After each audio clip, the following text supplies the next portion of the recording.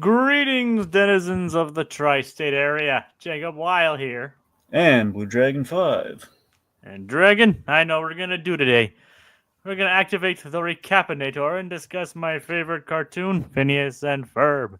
That's right, in honor of the 15th anniversary and in preparation for the upcoming revival, I'm guiding Blue Dragon 5 here through the series, experiencing his reactions, watching it for the first time, and reliving my summer memories throughout the years. Today's episodes are Return Policy and Imperfect Storm. So up front, we got basically we got the extreme sports and extreme returning things. What are your thoughts on this one? Well, Well, maybe not our strongest week of Phineas and Ferb. Not a bad week, but not our strongest. definitely not our strongest week. Yeah. I do love the specifics of the inator on this one. I won't lie. Yep. That to me was the highlight of this episode, and just the the act of Doofenshmirtz returning things. Yep. I mean, it's relatable, isn't it? Oh, absolutely. I mean, I don't know about you. Every time I return something, I get pockets full of change. Well, I meant the whole like being aggravated and returning things in general. Well, true. Yep. So it's like yeah. Right. Yeah. So yeah, Candace plotline. You know, it's this definitely feels like we completely sidestepped the boys this episode. You mean both episodes? Well, actually, no, that's just return policy, right? Specifically this one. Yeah, I mean, we get the whole extreme batting cage, but Yeah. but it's it's there, Yep. and mainly it's just the focus is on the others doing it instead of the boys. Yep. Like, you know how bad it was for the boys this week? How bad was it for? Oh, how bad was it for the boys this week? Well, yeah, for that, but for the boys rather. Right. Ferb doesn't even speak next episode. True.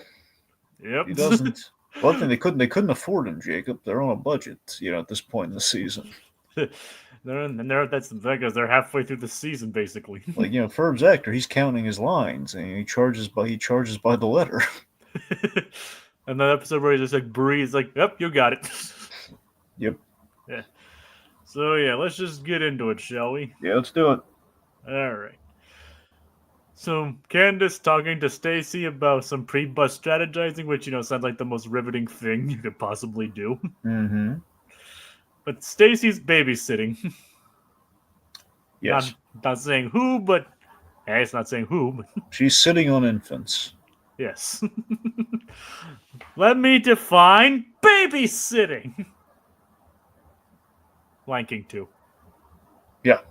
You remembered? Did you remember? Honestly, until you had the delivery, like babysitting, I was a little, Like, hey Pumbaa, let me define babysitting. There you go. Yeah. All right. Anyway, so basically, so she says, like, why don't you call Jeremy but he's doing sports.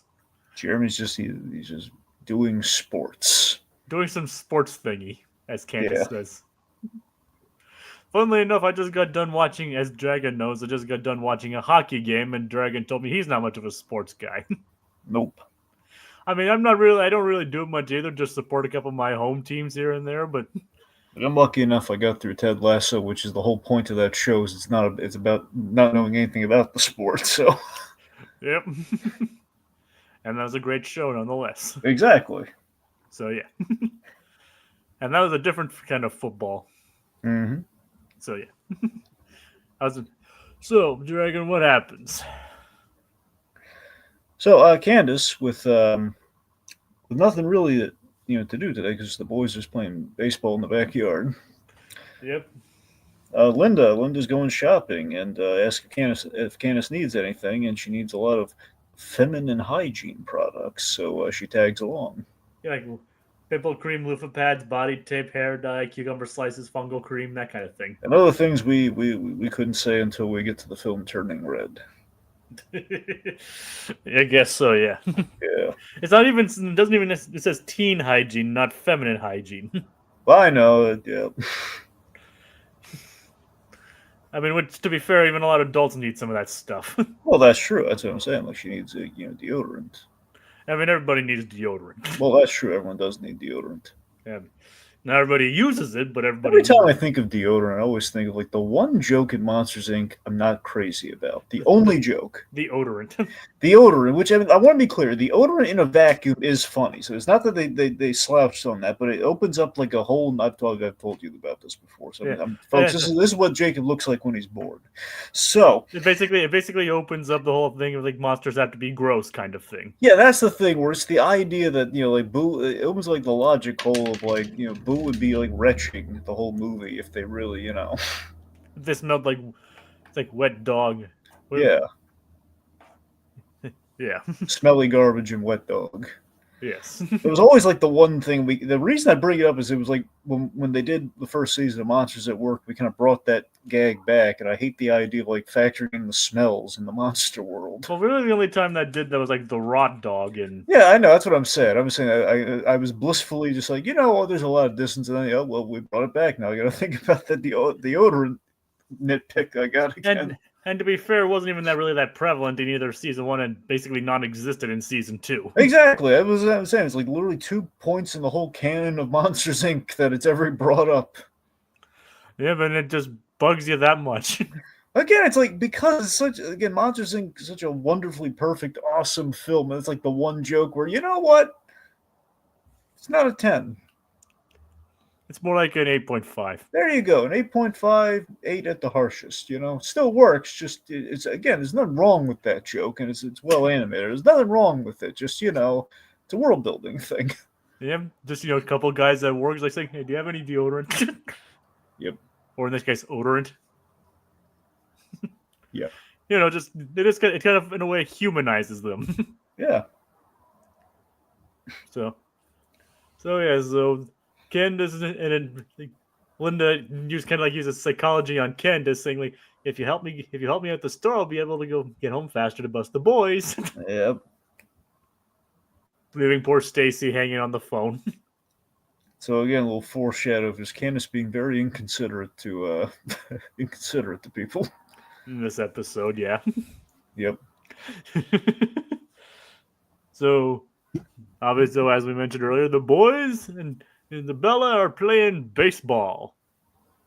Yep. When they step it up to a batting cage in the backyard, but not just a batting cage, a tiered batting cage. An extreme batting cage. Extreme, and Isabella's taking extreme very, very seriously. It's like only one will come out alive, and Faye's like, no, I'm pretty sure they'll both come out alive.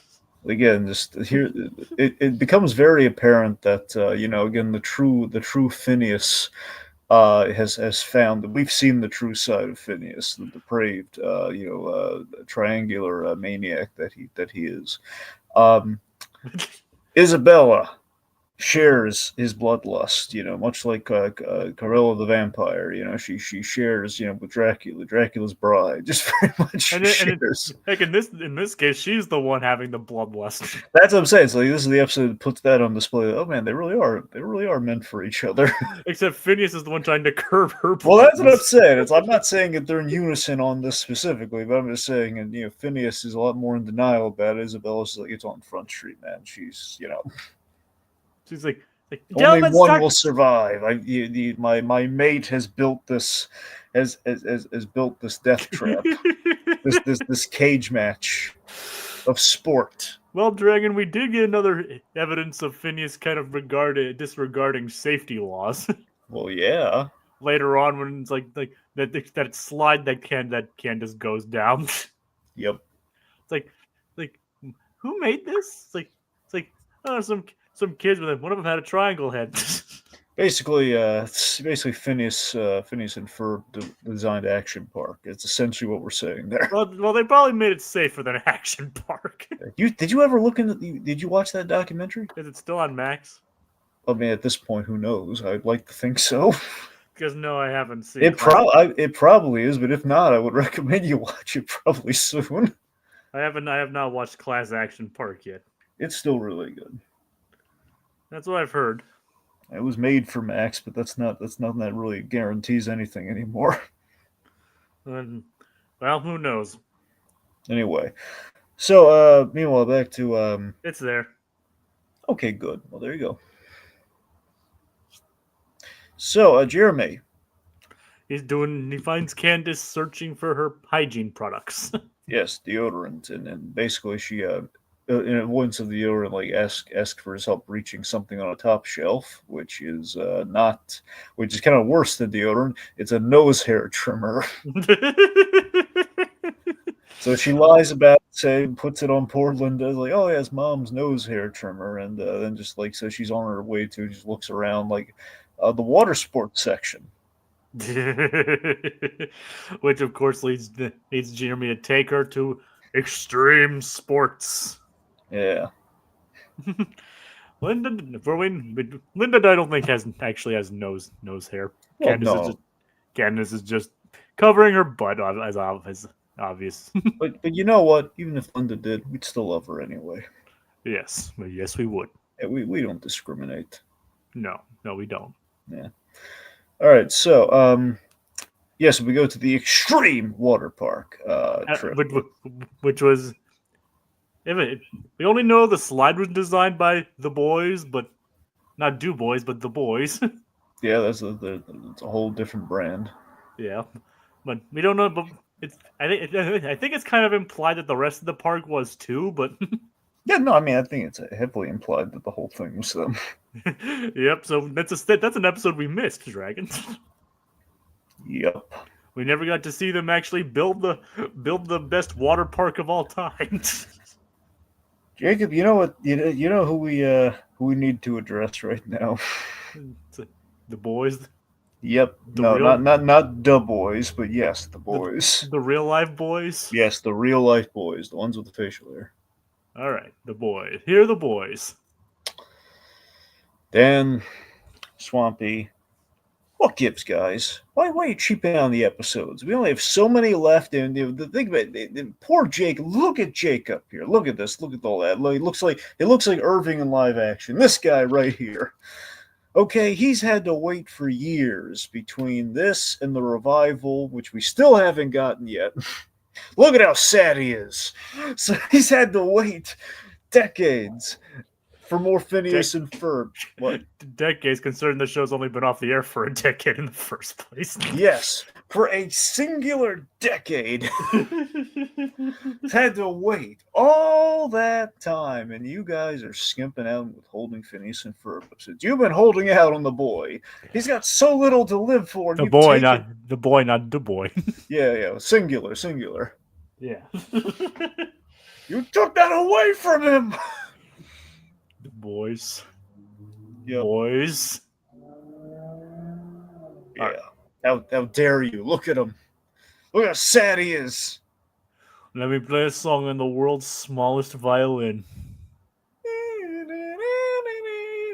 No, seriously, it is the world's smallest violin. See? You know, I bought that pin for a friend who.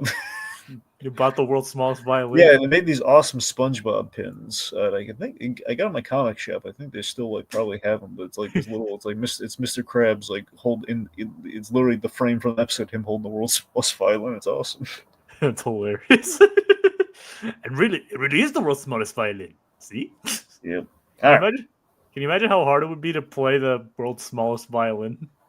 I don't know. I can write really small. All right, maybe. You can just rub your fingers together like that. I'm sure you probably make some kind of music. Yep. All right, so it turns out Monogram and Carl are having a bit of a problem of their own. Yeah. Does it? Monogram is no longer monobrow. His eyebrows have been and his head have been completely shaved in two. Resulting in a hawkmo, as he calls it. And even Monogram mentions how uncomfortable he is to have his eyebrows acting independently of each other. Yeah. So, Dragon, have you ever heard it called a hawkmo? No, I've never heard it called a hawkmo. Probably because nobody even likes that hairstyle in the first place, huh?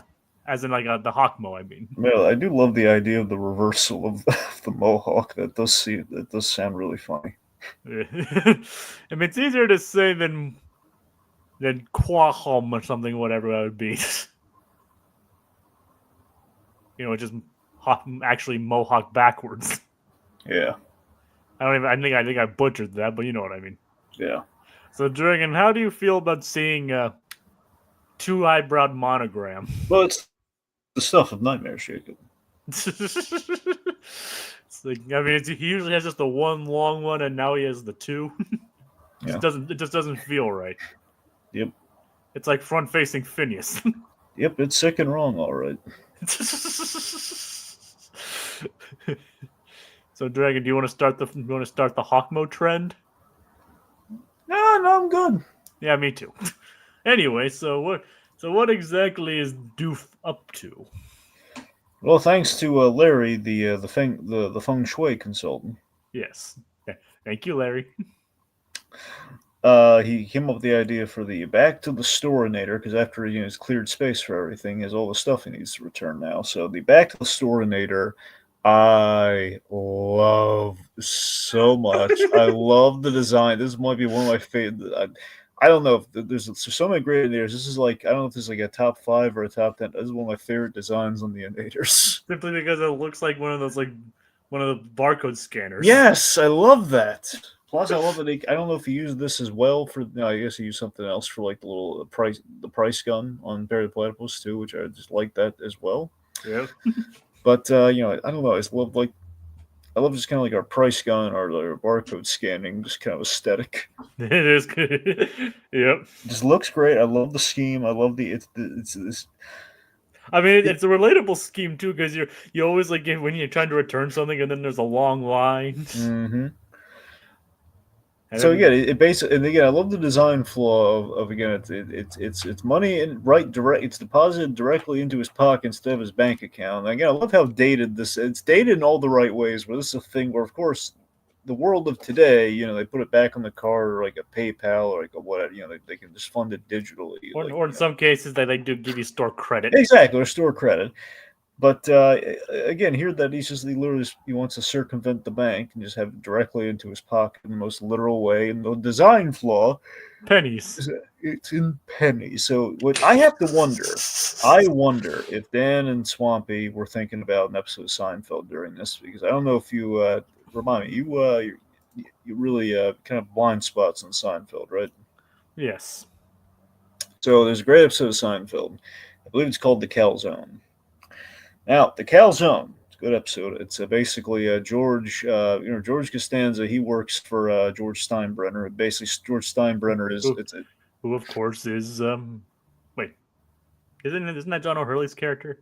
No, it's Jay Peterman. Oh, Jay Peterman. Okay, so here's the funny thing is that by like season probably 6 or 7, I think both of them were. Oh, Steinbrenner. I know who that is. Never mind. That's the thing. So, like I think it was season 6 that we both gave Elaine and George their real life bosses, which basically, the real life bosses being, like there's a real Jay Peterman, there's a real George Steinbrenner who runs the Yankees, and that was kind of the fun, cheeky gag. Anyway, so George Steinbrenner, they did a fun parody of him because lifelong New Yorkers in the writing room, especially Larry David, probably a fan of the Yankees, loves. Like any New Yorker, loves making fun of the Yankees through George Steinbrenner. I just realized he's actually from Ohio. Steinbrenner, I mean. Okay. All right, but as you were saying. I think so. Basically, what they do is Steinbrenner is they had like a lookalike actor from behind, and every time the guy would just move around and everything. And Larry David would dub him, so it's like one of the early Larry David do like a funny voice that would be like a bad impression of George Steinbrenner, and he would have basically like a hilarious caricature of basically something like a gag that Tiki and I or you or we would like the Dave Filoni thing that we do, kind of like that, but for George Steinbrenner. So basically, just all the ridiculous, exaggerated whims of a guy with all that power in the Yankee organization, just about the silliest things. The point being, they're doing like a meeting, and he's just like, "Hey, Costanza, and what you got over there? Oh, it's calzone, sir." Like, "Oh, calzone, big Stein wants a taste. Pass it down." He takes a taste of the calzone. He's in love with the calzone, and basically this gives George like he's the right hand man of the boss around lunchtime.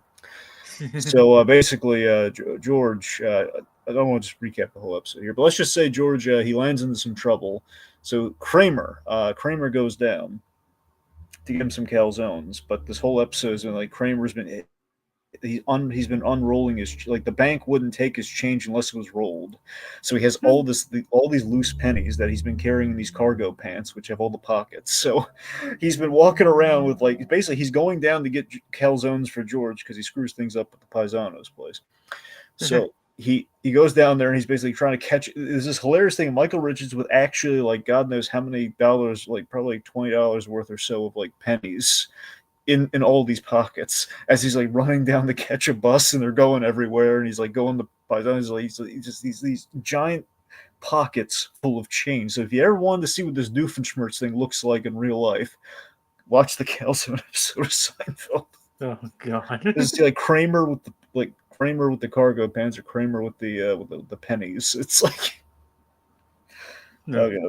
That's what I was thinking of when I saw, like, Doofenshmirtz, this whole penny plot line. It seems really specific. I wonder if that may be a reference to Seinfeld. I don't know. I mean, it is kind of an interesting connection. Yep. Anyway, yeah. So it's a hilarious design flaw, and I love that he admits that. Yeah, sometimes I don't think these things through. He could have at least done it in quarters. Could have, didn't. Yep, or even dollar bills, y'all. But nope, he did not think that through. Nope. And I love that. Here's the thing. Barry Plus has no reason to foil him on this. All he's doing is, like, the worst thing he's doing is, again, he's not even cutting in line. He doesn't have to get in line. That's the thing. He's not doing anything remotely evil here. He's like, Doofenshmirtz is ahead of the game. He's predicted, like, the Amazon return button before it was even invented. And if anything, and remember, he's actually losing money on some of these returns. Yeah.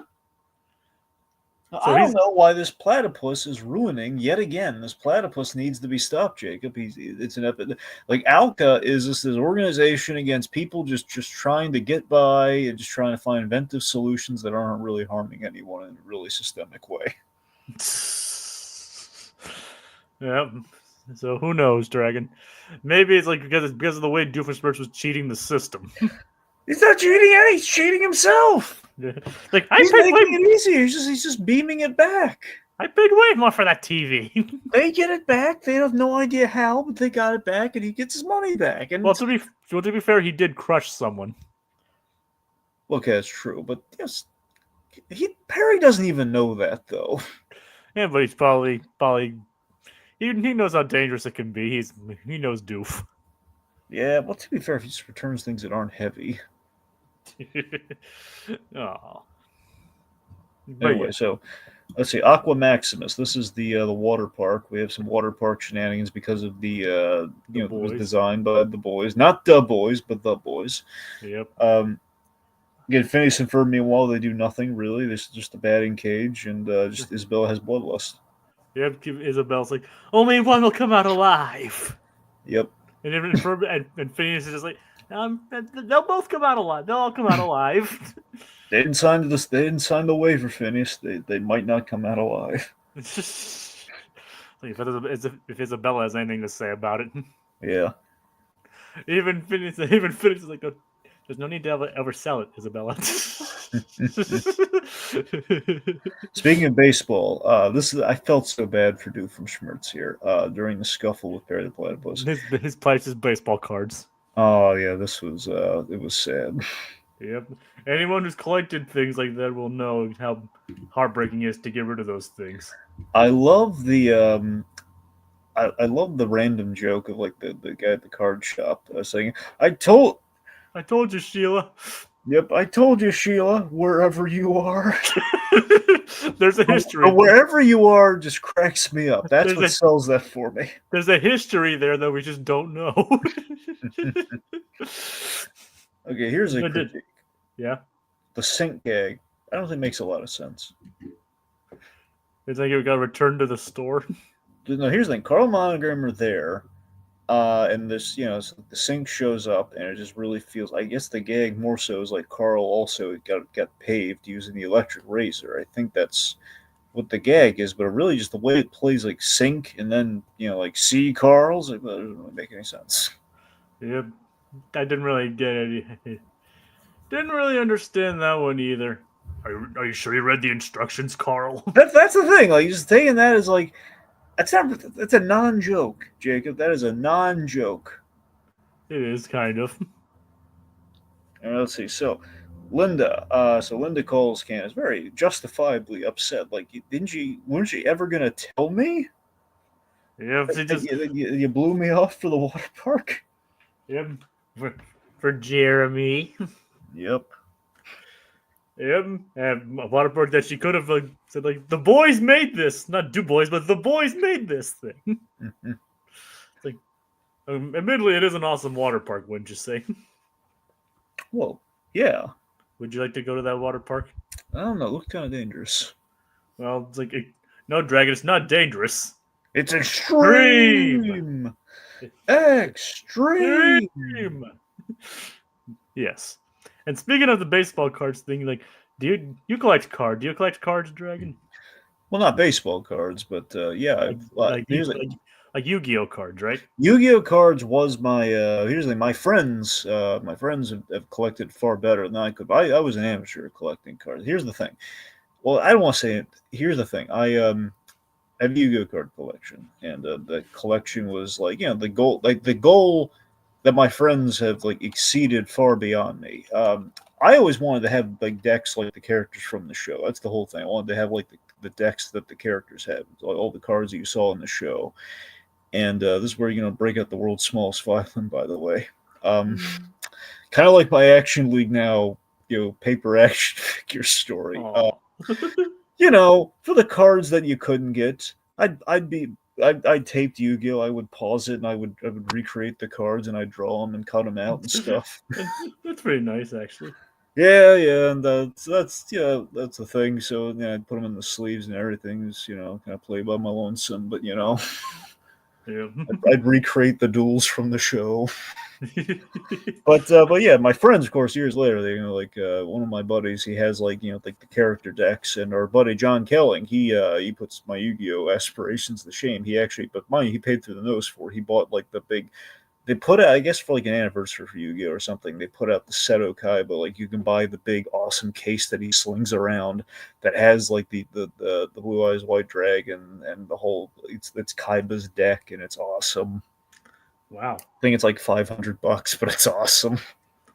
Nice. Yeah, that's what I'm saying. That was always the dream with the Yu-Gi-Oh cards. And mine, Yu-Gi-Oh nowadays, it's like 3 generations, roughly. This is a rough estimation. I don't know what it's been since. All I could tell you is like there were at least 3 generations of Yu-Gi-Oh. Now I can't tell you where it's at because you had the original, which was basically what I had. Then you had GX, which I also had cards for GX. I followed it from Yu-Gi-Oh to maybe let's say halfway through GX out of like 2 out of 4 seasons, let's say. And then there was, I think it's called 5D. That's what the last time I kind of dropped off during middle of GX, and I just kind of like flipping through one day, and I saw, oh my god, they're playing the game while riding motorcycles. It's the dumbest thing I've ever seen. This is impractical as it gets. Like, how far has Yu-Gi-Oh fallen? This is ridiculous. It's like but people collect cards. I got at it at the right time. People collecting people cards and battling each other using these mysterious entities, and the most unbelievable thing is they ride on motorcycles. Well, no, it's ridiculously dangerous. It's like they're at a high speed. They're on these motorcycles. It's stupid. It makes no sense. Why do you do this? It's like Dragon, I know literally nothing about Yu-Gi-Oh. Like before this, like the most crazy thing that they did. Okay, now mind you, this is going to sound like smaller by comparison. Okay, but follow me on this. Okay, there was like a whole tournament that was on a blimp that they would duel each other while on a blimp. And I know that sounds more impractical, but trust me, there was like it's like they're on a dirigible. It's like there's like an arena built on the top of it. I'm just saying, like it's literally like you're on a motorcycle, in which you need both hands for, ideally. And how are you going to play cards like on a little dual disc thing and steer? That's what I'm saying. Anyway, point being, I still have an appreciation for Yu-Gi. I think I re-binged it a while back, not through GX, but I re-binged the original. Yeah, so sorry, in answer to your very simple question, yes, Jacob, I do know something about collecting cards. Well, the thing is, like, I haven't collected cards my entire life. Like, my sister and I, when we were very young, collected Pokemon cards. Yeah, I actually bought. I kind of have a bit of a collection of Pokemon cards, but I've been gifting them to my friend because he likes the. Here's the thing, I could never get into the Pokemon card game, so I've been regifting. Oh, we didn't play them. We didn't do it as like a to play. We did it as just to collect. Yeah. So like, but some of the basic cards and all that, like some of the Pokemon from Gen 1 and all that, right? Yeah. It's like my sister had a holographic Charizard. Yeah, I forgot if the holograms were really like. I know they looked cool, but I was wondering if they were actually special or anything. No, it's like it was just extremely rare. Oh yeah, no, I heard that there's like a Pikachu and a Charizard. They're pretty, My sister had like a Generation 1 holographic Charizard. Nice. Yeah, I'm sure you're not. I know you're not big on Pokemon, but even you know who Charizard is. Well, no, Jacob. I'm right now. I'm binging through Gen 1 and 2 of Pokemon. Oh, really? Now, Nice. but here's the thing. So we're getting to another boring story. It's on Netflix, right? Yes and no. Remember the Yu Yu Hakusho thing I ranted about ages ago? Yeah. So it's kind of that, only no happy ending. No, they eventually added the rest of it there. Now, mind you, Yu Yu Hakusho now is bittersweet because they've added the rest of it now. At the end of this month, it's going away. But in Pokemon, they only have like the first 52 episodes, which is why basically what I've been doing. My plan was like, hey, Gen 1 Pokemon, this is my childhood. I would like to watch through this, and I hit like episode 52, and there's no more. So I've been buying the original stuff on DVD. Huh. And watching through it just so I can have. But again, I'm being very specific because obviously Pokemon goes on for like 20 seasons plus. Yeah, before it gets into the other characters. So basically, what I'm doing like right now, not as we speak, but basically right these days is I finished Gen 1, and I'm moving. I'm basically there's like, let's say in DVD set wise, there's 5 volumes. Okay. Watch through one. One is the Indigo League. That's like the first Pokemon tournament. The first Pokemon League. The Kanto League. Yes, that is yes. Kanto's Gen 1. Yeah. No, I know you're right. I'm just And then next would be Johto, right? Yeah. So basically, I'm on Orange Islands right now. Then it's like the bridge before we get to Johto. Is that the one where? Is that the one like? Are you already with May and Max, or are they? No. So they're after Johto. All right. That's where I'm cutting off now. As far as just my fandom of Pokemon goes, I think what happened was I watched. Here's the thing. I can't remember honestly. We're really kind of getting off the computer. Well, you keep. I'm not dagging. I know it's my fault. Go on. Here's the thing. I dropped off at some point during the Tracy seasons, and the gag with Tracy, like, oh look, it's Tracy because he draws. That's the gag there with his name. It's like I think I skipped that one. I saw a lot of the May and Mag stuff, and I watched Diamond and Pearl, but that's about it. So that's the thing. So I probably dropped off like midway. If not, I don't know if I reached the end. I honestly can't remember. That's why I'm going to find out when I re-binge it if I made it to the end of the Tracy stuff or not. But that was like basically Gen 2. That's as far as I ever got in Pokemon. And then when it was airing, I watched a little bit of the May and Max era, like the beginnings of that. And I think the movie. So that, and I saw Pokemon 4 ever. That's as far as I ever got in terms of like the landscape of Pokemon before I just kind of like, basically kind of grew out of it. And I had fondness for the games, the original Game Boy, games. And that, and also I played like a little bit of the Advance with like the whatever the Max and May era was on the game, which I think was like Ruby. I think it was Ruby. Ruby and Sapphire. That's the thing. I think I played the Ruby one because it was Ruby or Sapphire, whichever one. That's the one I had. I didn't play those. I played like the remakes of Gen 1. I read the Fire Red and Leaf Green remake. Well, I know those were the better ones, and I had those too. But yeah, I mean, but I did play the remakes of of Ruby and Sapphire when they came out on the 3DS. Yeah. And they were pretty good there. But Anyway, the point being, I've been kind of re-exploring my Pokemon roots because I told you I've been going through my anime roots, and Pokemon was kind of like the last one, so that's what I've been kind of in the middle of. like I'm still trying to make it through Dragon Ball, which we're doing the next arc in a couple days, folks. Yep. And when I'm also going to be starting through Yu Yu Hakusho, and that's over with. Yep. Which will be a while, I'm guessing. Yep. But anyway, back to Phineas. No, screw Phineas and Ferb. Let's talk about So I'm waiting for Ash to face Gary properly. So that's what I'm really clinging on to right now with Pokemon. Everybody hates Gary Oak. Yep. Nobody snot-nosed punk that Gary. Only the girls like Gary Oak. Yeah, and they just like him because he has like 2 more badges than what's legally allowed in the series. Exactly. He's a friggin' cheater. Yep.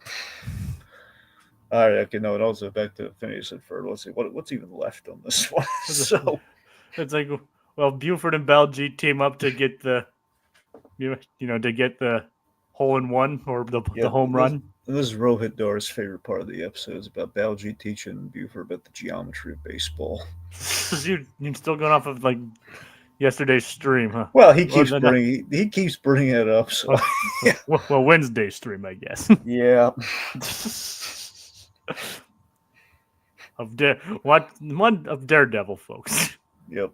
Anyway, so yeah, it's like, so instead of Doofenshmirtz having anything to do with what the boys are doing, they literally just prevents Linda from seeing what they do because she thinks they just left one of the bags of groceries at the store. Yep. So she leaves. Cage. Even Ken is like, all you have to do is turn your head.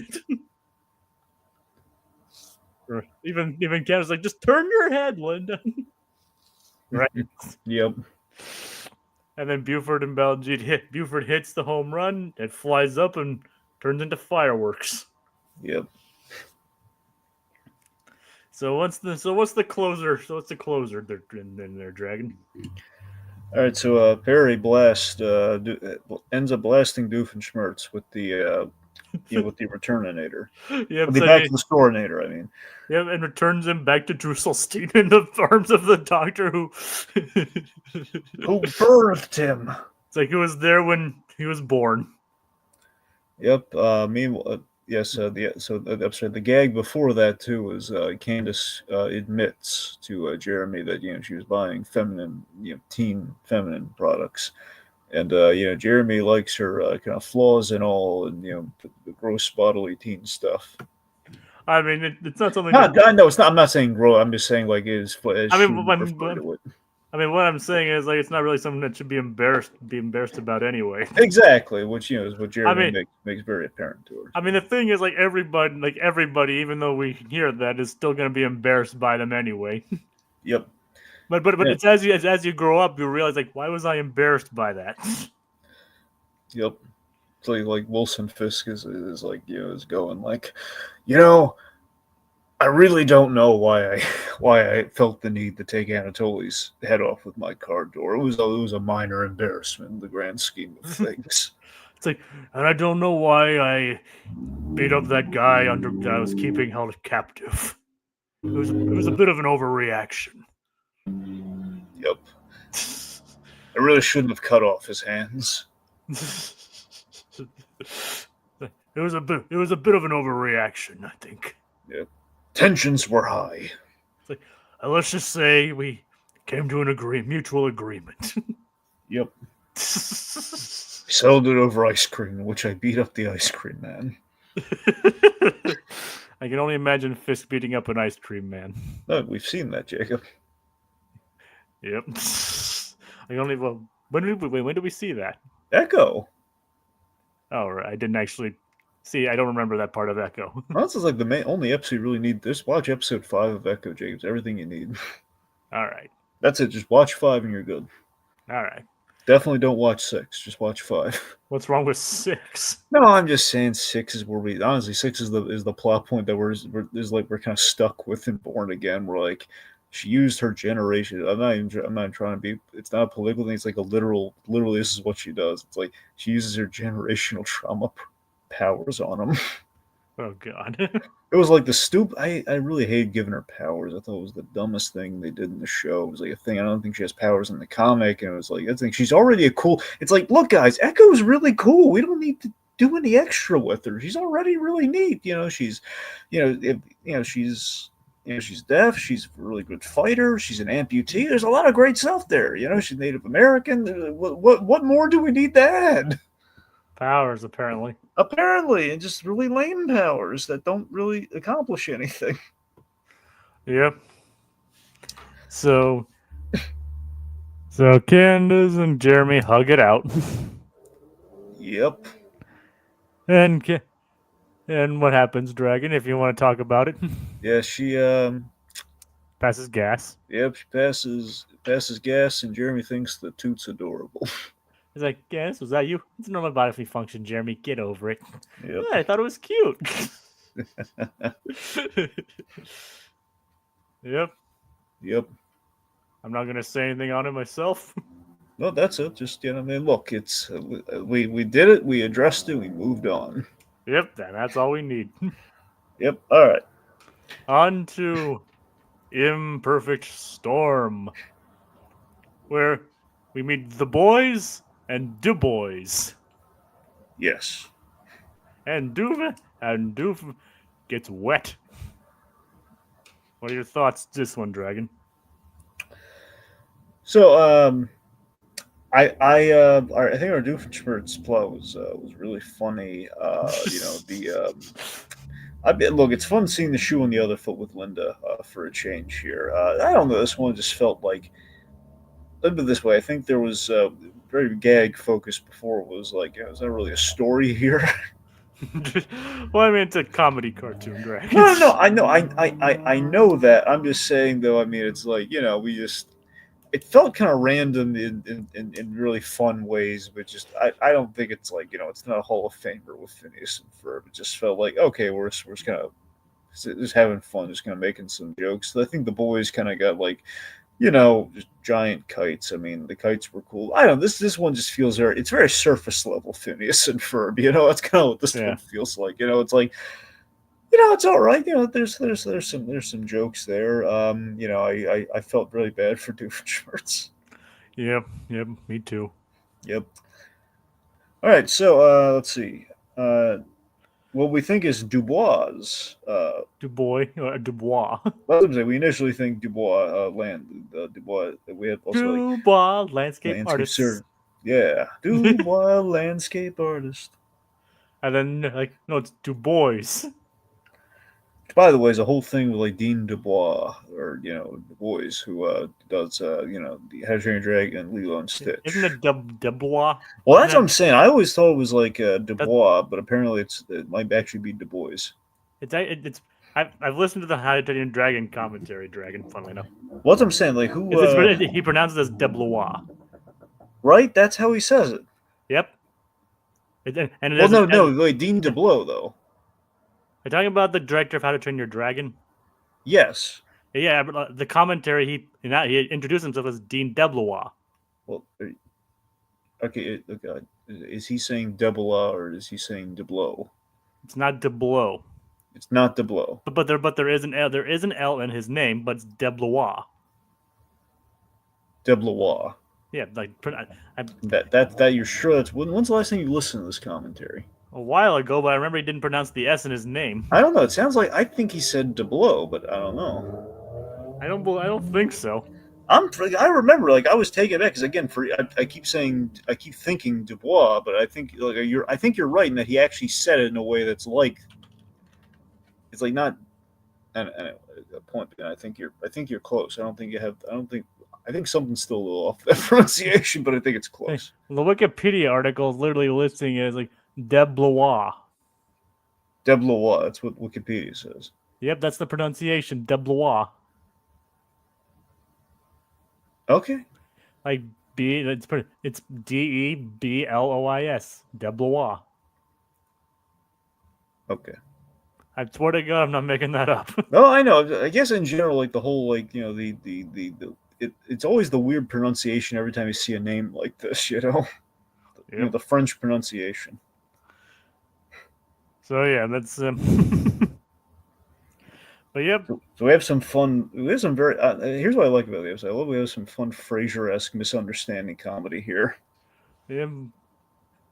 Like from the landscape artists. Yeah, with the whole, like, like over the phone with Candace saying, the boys, or of course it sounds like the boys. That's a Frasier gag. At least if you're very sitcom-y, it's kind of like a misunderstanding over the phone. Like, oh, the boys are making such a mess in the backyard. Like, they're gonna be busted. And yep. And then it kind of gets turned on its head. The whole Candace and Linda dynamic gets turned on its head. Yep. As we'll get done. Dragon, do you remember who voiced Pierre? Did you notice who voiced Pierre? Who voiced Pierre? You tell me. If you noticed. No, I didn't notice, Jay. Who voiced Pierre? Simon Pegg. Oh! Nice. Was Nick Frost the other guy? No, it's Martin Overstegen. Oh, man, that's just disappointing. A Dutch actor. They actually got a Dutch actor to voice the Dutch guy.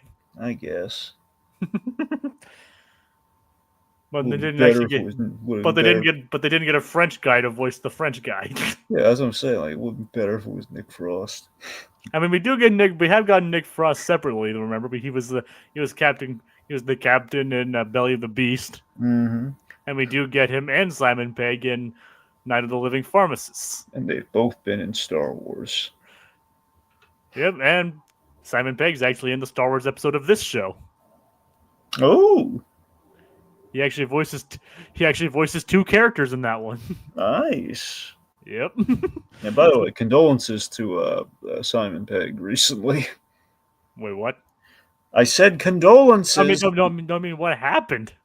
Oh. Yeah, he's his movie that he's making ran out of money, so it's been shelved. Aw. Yeah, it's a shame. Yeah. I mean, probably, again, I don't think it's gone forever, but it's like it's an embarrassing, just kind of like, well, we completely ran out of money, so we're gonna have to wait. I thought something worse happened. Well, no, or someone he knew died or something. No, it's just it's kind of a Here Lies Simon Pegg's Hopes and Dreams kind of a thing, but What a baby. Yeah. But seriously, no, that does suck. Yeah. Hopefully for his sake it gets made. Yeah, every time again, the happiest thing I always think of with Simon Pegg is man, you remember Paul, right? I've never seen Paul, but yeah, I know Paul. Yeah, you give Paul a watch, man. It's still the ending of Paul. I still think is just utterly is a beautiful, most happy-go-lucky ending I've ever seen with a Simon Pegg movie. Mind you, I haven't seen a lot of them, but from what I've seen, it's just really. I mean, even more than like Shaun of the Dead. Yeah. Like where he's like he can still play with his best friend and all that. Yeah, it's seriously, man. It gets me kind of choked up in kind of like a kind of a happy way. It's like it's just this really beautiful, like the two friends, and they've just kind of like they have everything they want in front of them, and it's just like it plays a great plays an ELO song, probably one of my favorite ELO songs is playing during it. It's just this really happy-go-lucky moment, and there's like this really it's this beautiful little understated moment between them while the ELO song's just kind of blaring while they're basically about to be announced to go on the stage of Comic-Con. And it's like, I'm proud of you, sausage. It's this beautiful line between the two of them.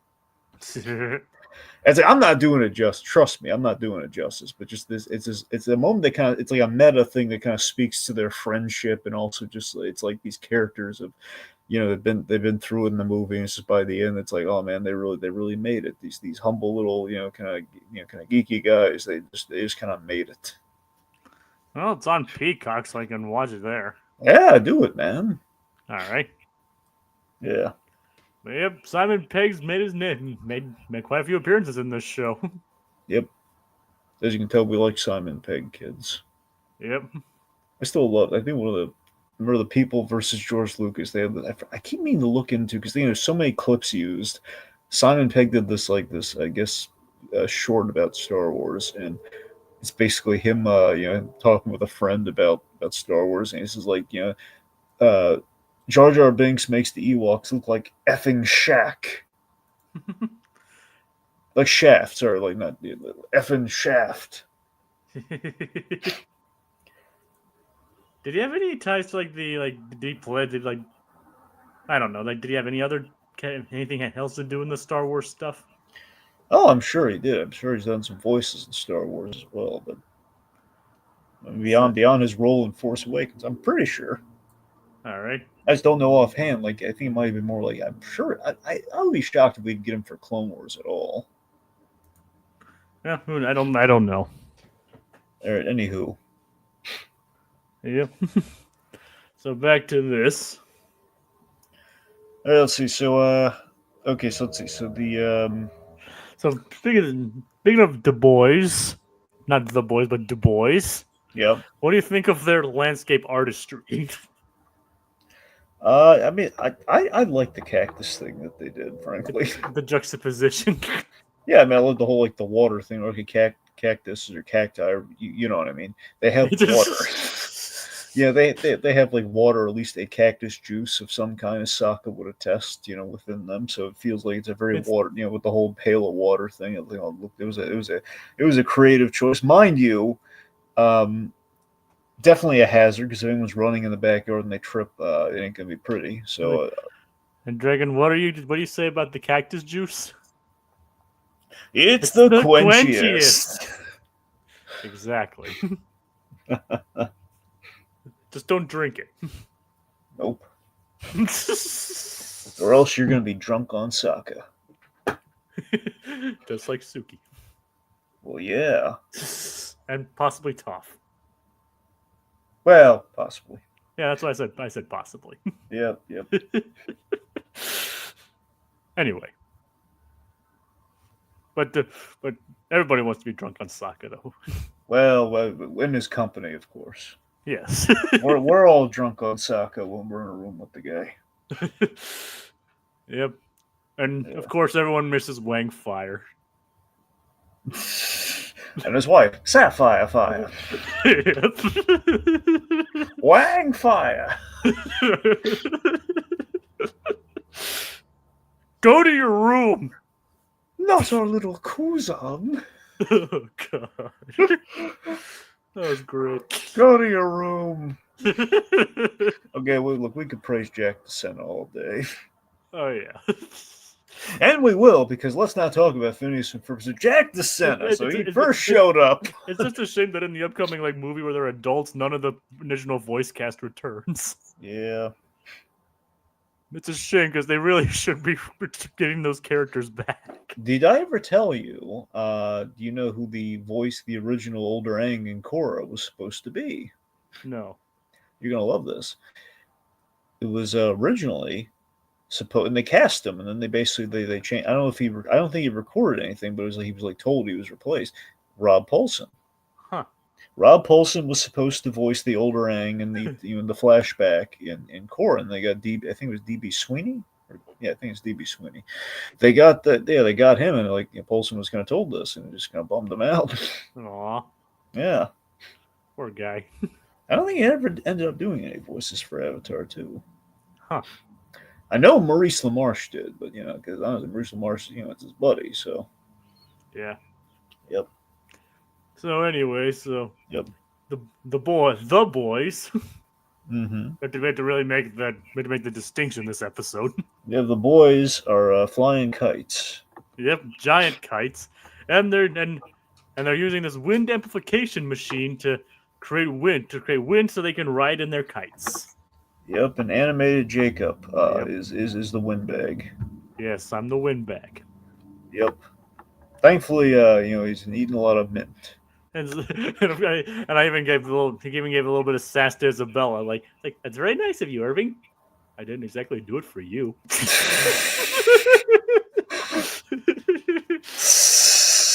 For really no reason, he just gave Isabella sass. It's really funny. It is. Don't get me wrong. It's like I didn't really do it for you. It's like not everything's about you. Is it's called Phineas and Ferb. I mean, come on. Yep. And even then, they're not even really the main characters anymore. Well, to Irving, they are. Like, but even in the show itself, they're barely the main characters anymore. Hey, how did you see? Did we use a device on Buford's kite, or did they just rebuild it? I think they just rebuilt it. Yeah, they did that off screen, though, didn't they? Yeah. I didn't like that. Bothered me. You want to say a word to the other boys? I mean, if you all, I'll keep it brief. I mean, I don't want to say a word to the boys if you don't. No, I mean, I could. I just don't want to derail the whole thing again if we don't have to. Dan? Swampy? What gives, man? So I'm just left watching this episode wondering why the heck we have a small kite, the rest are giant. We don't see it go from point A to point B. We don't see how he ended up with a giant awesome pirate ship. All right, that's it. Why? Now all right, there we go. But it is pretty awesome, though, either way. Oh, yeah, man, I love the giant kites. It even had the Buford's even has the cannon. Mm-hmm. Baljeet has a dragon, which is, funnily enough, we were just talking about dragons, and you're dragon yourself. Only in the morning, but yes. I meant your name. I know. You are dragon, and we'll be talking about a show tangentially related to dragons. A lot of dragons this week. Yeah, we got the pirate ship. We got I believe was it the Chinese dragon? We have the robot, which transforms into a car, which is copyright infringement. Yes, or you can say a loving homage. There you go. We have the pony and the pterodactyl. Yep. Which one is the coolest dragon? Oh boy. I mean, I thought the pirate ship was really cool, but considering the pirate ship has working cannons. Yeah. But the dragon, though, I mean, you can't go wrong with the dragon. No, you can't.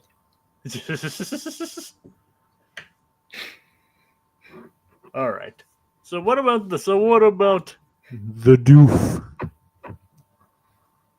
Let's see. So, Doofenshmirtz here. So he has a very simple revenge plot. And by the way, I love the monogram thing. After we have the 8-bit entrance for Perry the Platypus. Yeah, which is and even comes out with an 8-bit banana. Mm-hmm. Or this is close. Actually, it's close to like 16 bits, but oh well. Yep. Point being, they have no idea what he's doing. Yep, and then this is funny. We use the imaging satellite to see Doofenshmirtz is a large bucket, and then Carl just says, "Sir, it is a bucket. Look out! I can see it out the window." Carl, dang it! Yep. And one moment while I do this. Carl. Dang it, Carl. There you go.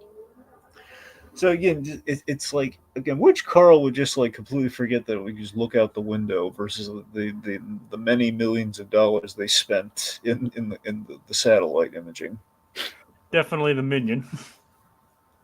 Yep. I can absolutely see Carl Weezer. It's oh, Jimmy, I can see it from here, from the window. Carl. Carl Weezer would be the one to look out the window instead of using the imagery. Yeah. So he'd actually do a better job than this Carl for once. Yeah. So, all right, Dragon. Is there any Carlos you want to work into this? No, not Carlos. Not this time. Ah, man. We need to use the monogram clip. All right, but no well. It's he looked at what was happening and said bucket. There we go. All right. I didn't say it was going to be a good joke, Dragon. No, you didn't. So, but I had to get it in somewhere. Yep. So his plan is literally just to fill a giant bucket of water and dump it on an old foe of his. Yes. Let's see. The old foe. I love the magazine joke, by the way. It must have been really fast. Probably competing with the internet. So So his old foe is a girl named Grulinda. Yes, I love the gag in the magazine. We see both Grulindas essentially, Yeah. which is clever. Yeah. Well, we see the girl who we think is Grulinda. That's what I'm saying. We see both, and by the end of it, we see both. We see our red herring Grulinda and the actual Grulinda. Yeah. Yep. So apparently, there's this homely looking girl back in Druselstein. Yeah, who kept dumping water on Heinz's head, no matter where he was. even in the bathtub. Yep, fully clothed in the bathtub, but in the bathtub. Yeah, there's basically a bathtub. Yeah. I mean, think about it. She had to get into his house, go into the bathroom while he was, naked, and just throw water on him anyway. Well, no, he's not naked. He's wearing like a bathing suit. Well, yeah, but still. I mean, I'm saying thankfully, I mean, but still, she had to go into his house while he was bathing in order to do that. Yeah. So she definitely had a hang up for him. She definitely. That would have just gotten anybody a restraining order, but then again, who knows with Druselstein? Yeah. Anyway, so Doofenshmirtz, I think he's got a very justified revenge plot here. He just wants to soak the girl. They kept doing it to him for years, even when he was a lawn gnome. And he did say stop it, and he kept doing it. Stop pouring water on me. But we'll get the Nick. Yep. So anyway, Fairy Platypus foils him here. Like he's spilling water everywhere, so he's unable to the dowser ends up getting soaked himself. So he and unbeknownst to Perry, he endangers the boys. Yeah. Yes, he does. He puts water accidentally drops on animated Me's head. Yep. Which gets sucked into the wind amplification device. It amplifies a monsoon of some kind. Yep, into a storm, which barely features into the episode at all. Yeah. Ultimately. Yep, and it's just look, see what happens, Perry. You can't just let him have the win. Yep. And who knows, Perry might have actually, if Perry had actually stopped him sooner, he could have gotten something better, a better result. Yeah, so ultimately, he's trying to tell off Grulinda. Only to realize that the girl he thought was Grulinda wasn't Grulinda. And apparently this babe is actually Grulinda. This Grulinda was attractive. I was rooting for Doofenshmirtz to actually turn this into something, but Oh, it's a shame that it didn't happen. Yeah, it was really a shame because apparently the whole soaking thing was that she liked him. Which, I mean, it's weird that she never would have just clarified that, but again, comedy. Anyway, the point being this, and then he told all this to the fake Grulinda, and fake Grulinda mentioned he did this for revenge. Like revenge, but Heinz, I was 8, and again, like even if you were 8, that was like all the time, and you pretty stalked the guy with a bucket of water. I mean, I think she's a little. I think she should come down off her high horse a little bit, if you ask me. Yeah, it's like she's the one who does, like she does it his entire childhood. It's like he contemplates doing it. It's like she does it his entire childhood. It's just because she likes him, but it's like when he does it many years later, and it's suddenly bad things. No, I get the whole thing of kid. He's taking the childish grudge, and he tried getting revenge. I get that she's a little upset, but I think she should have let bygones be bygones on that one, and just I think she should have laughed it off. Yeah, unfortunately, they can't afford Elizabeth Banks. I don't think.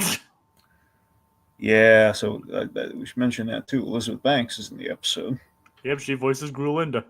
Love me some Elizabeth Banks. All about that Banks. Yeah. So when I think of all about that Banks, I'm thinking of Jonathan Banks and Elizabeth Banks. No relation. Yep. Also George Banks, but that's not he's a fictional character. Mr. Banks. Yep. You don't really talk about him anymore, though. No, we don't. It's a shame, really. Tiki doesn't like to feed the birds. Tuppence a bag? Nope. He can't afford it. In this economy? No, he spent it all in Epic Universe. Yep. Yeah, that's Kevin just all we can afford is to have those two schmucks play the piano. Yep. I'm just kidding. The Sherman brothers aren't schmucks. They're not actually schmucks. They're actually very talented musical geniuses. Right, Dragon? I agree. Yes, the other boys. The boys, the Sherman brothers. Yeah. I wonder if that's on Disney Plus. Well, I mean, they did at one point. I think they re-added that at one point. I don't know if it's still. I think it should still be there. Yeah. Hopefully, anyway. All right, anyway, so So yeah. So Candace goes into the whole musical number, forgettable musical number about thinking the boys are being busted. You can tell this number was just thrown in to have a song in the episode. it was mandated. Pretty much. Yeah, so she returns home, and then at this point, Linda's like, "Oh, look, it's so nice. I it's love adorable. it." Like, she's obviously mocking them. Well, I was like, well, not mocking them, and they take it as mocking. Yeah. And the boys is actually on Disney Plus. Good. So these boys, the dub boys, they get offended. They run off with all the lawn landscape artistry. And as Candace comes in, like, "All right, what did they do? What did the boys do?" Linda's like at a loss. Like, what? They took it away. It's like they took aha, mom. It's like for once Candace. I mean, once Linda was trying to show Candace something, and it went away. It's a fun payoff. Yep. You know, you'd think that Linda would use this as a learning experience. Nope. It's like that. Like, who knows? Maybe Candace was actually telling the truth. I mean, remember we kind of had this thing in the What Do It Do episode in season 2. Yep. It's like, now you know how I feel, Mom. So yeah, and poor Doofenshmirtz, he missed out on potential romantic endeavor. Yeah. That darn platypus. Yep. Is it right to blame Perry in this situation? I think he's right to blame Perry in both episodes. Perry didn't really have much to do. Neither did the boys. To be fun. I think Doofenshmirtz should sue Alka, frankly. Well, he has enough money with all those pennies he got. Yep. He knows. Do you think he knows a really good lawyer? That works for pennies? I don't know. Well, I'm sure I know of one particular one that doesn't really take a lot of paying clients. That's true. So, well, mind you, he's kind of scrimping pennies right now himself too. So yeah. I don't know if he can afford to take on Doofenshmirtz. And blood off the ground too. Oh yeah. So that guy has his own problems. Oh yeah. He's beating up graffiti artists. It's a whole thing. Yeah, just innocent graffiti artists. Yeah, I mean, It's not like the guy's using his victim's blood as murals or anything like that. Oh, don't be silly. I mean, come on. I mean, who would do that? I mean, it's just red paint. I mean, Yeah, it's like it has a kind of a metallic smell, but that's about it. It's coppery. It's pennies. It's fine. Yes. I mean, don't make such a big deal out of it. That's the reason it's not washing off. It's pennies mixed in with with the paint. The epoxy. It's iron. It has a very iron smell. Yeah, see, he's just painting Iron Man. See, it's fine. Oh God!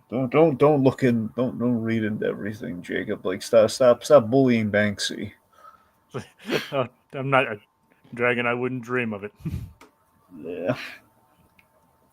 So anyway, the Du Bois take away the landscape. Florian finally like Pierre's like, fine. By the way, Lauren, I have no idea what you're saying. Would rather I spoke English. Turns out he speaks English the entire time. And it turns out the entire gag is the fact that he's saying real Dutch sentences and Pierre's not understanding, translating it incorrectly. You picked up on that much, right, Dragon? Yeah. All right. It's like, but he could speak English the whole time and knew he was translating his sentences wrong. So, there's the this. It has layers, dragon, like an onion. Oh yeah. It has layers. No, I got that. It has layers. All right, dragon. All right, dragon. What do you want me to say here? I don't know. True art is unappreciated in its time.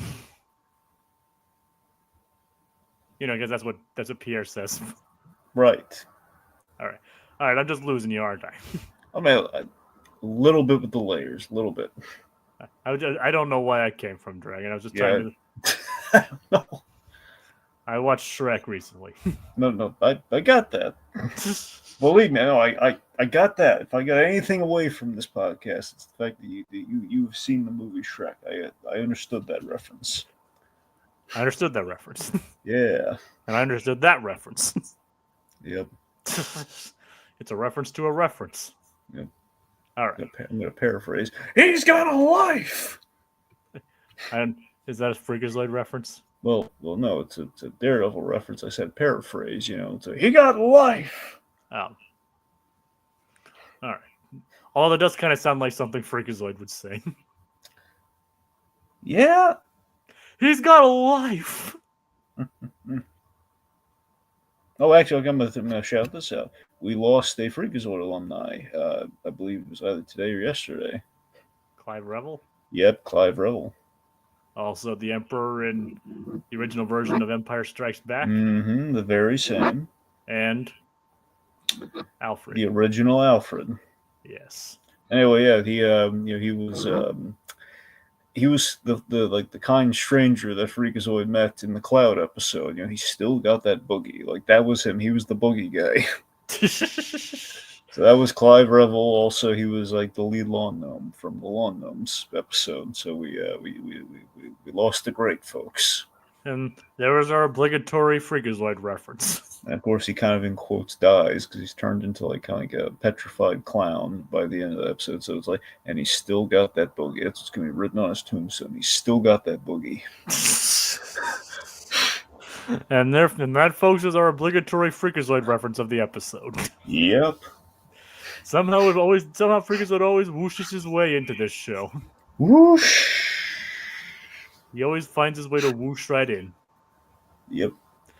All right, so I think we're just spinning our wheels at this point, as you can imagine. Mm-hmm. This episode didn't really have much. These episodes really didn't have much to talk about. Just a really cool looking inator, not the bucket of water, the other one. Yeah, like Dragon was impressed by the bucket of water. Yeah. I mean, hey, the Wonder Twins could turn into a bucket of water, man. Like, don't undersell the bucket of water.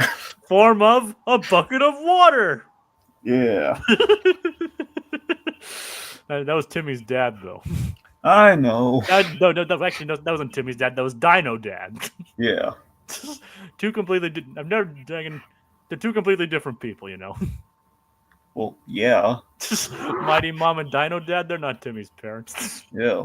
One of them is his desire of lust of Catman. Oh, so you do have his number. God. TV's Adam West. Yep, lusting after Timmy Turner's father. I mean, he is gorgeous. In a dress, while he's wearing a dress, important distinction. Well, and also a Speedo, but still. Keep pushing, Dinkelberg. Remember, because he won, and that's exactly what he did at the end of that episode. Yep. Oh my god. TV's Adam West. Anyway, so yeah, I think we should end this now before we devolve into more madness. Let's do it, man. Well, we had one comment from Mr. Fulton Mraz, which apparently today's his 26th birthday. So happy birthday! Yes. So unfortunately, we didn't have any of our other regulars here. So they all forsaked us. Is it forsaked or forsook? Well, if they dropped a giant pail of water on us, it was forsook. All right, let's go with that. They forsooked us. We're so forsoken. We're dripping wet with tears. I made the dragon eat with so many tears you can make a sweater out of it. Made this one out of tears. Would you rather have a tear like a sweater made of tears or eyelashes? Probably. I mean, the tears if I'm at a water park. I guess I don't know. Yeah, I don't know. Neither one sounds very. No. Well, then again, both of those sound better than a bomb pie. Well, yeah, but you can't wear a bomb pie, Jacob. Yeah, but you die if it set into your lower intestine. I still think that's how someone planned to kill Hugh Neutron, but that's neither here nor there. Endless pie. Yeah, no, that's like the Clue version of Jimmy Neutron, where it's like how so Hugh Neutron died by the exploding pie in the kitchen. In the kitchen with the exploding pie. Yep, But who is the culprit? Carl Weezer. Dun dun dun. He had the motive. Yep. It was an affair of the heart. Now Jimmy's mom will want me instead. And we can ride a llama into the sunset. And maybe eat ham. All right, let's end this now. Okay, then just end it. All right, we'll put the stream out of its misery, dragons. Like Two in the head, one in the heart, Jimmy. Join us next week for a little trip to the past, as we see steampunk variations of the boys, not Do Boys, but the boys. Good night, everyone. Oh, look, penny candy. Ooh,